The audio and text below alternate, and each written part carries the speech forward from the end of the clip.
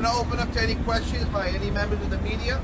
Yes, ma'am. Hi. Okay, so do you think the padlocks is just like the final solution here, or do you want to see continuation of police, and for how much longer?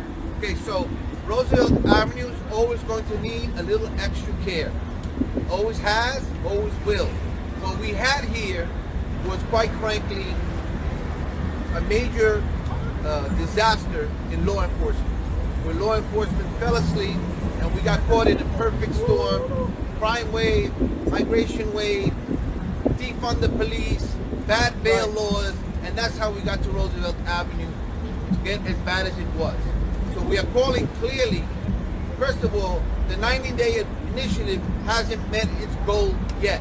So they should consider extending the initiative and ensuring that there is some semblance of a task force permanently assigned to Roosevelt with more manpower. Finally, the padlocks.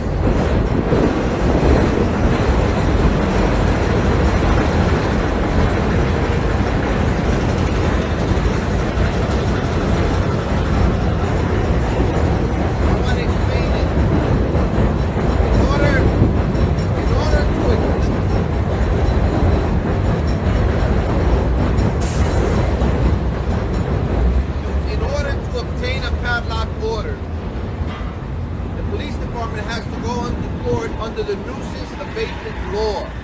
Prostitution is one of the categories where you can obtain such padlock orders. Must be filed by a New York State Supreme Court judge. That is an order that no one can enter or use that building, period, until the matter is resolved in court. Which usually means the landlord has to give a real sound explanation why this happened, and he or she has to pay the fine. This is the greatest deterrence to the recurrence of these brothels. It also sends a message to every other landlord. If you rent out to an illegal business, there are going to be severe consequences. As of today, they're not feeling that because the department has not filed enough requests for the orders. Any other questions?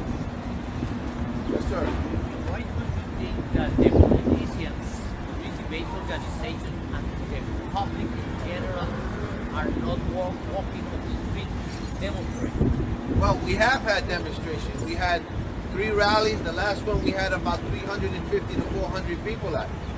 Also, we also understand that not everyone's going to come to a rally or to a press conference. Unfortunately, there has been a lack of political will to take on the issue.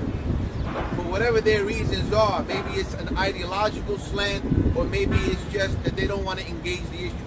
There was also some security issues, right? Even Mr. Baez explained to me that on more than one occasion, people approached him on the street about his safety because we were talking about shutting down the cartels, the street gangs, the drug dealers, and the prostitution. Those are real issues.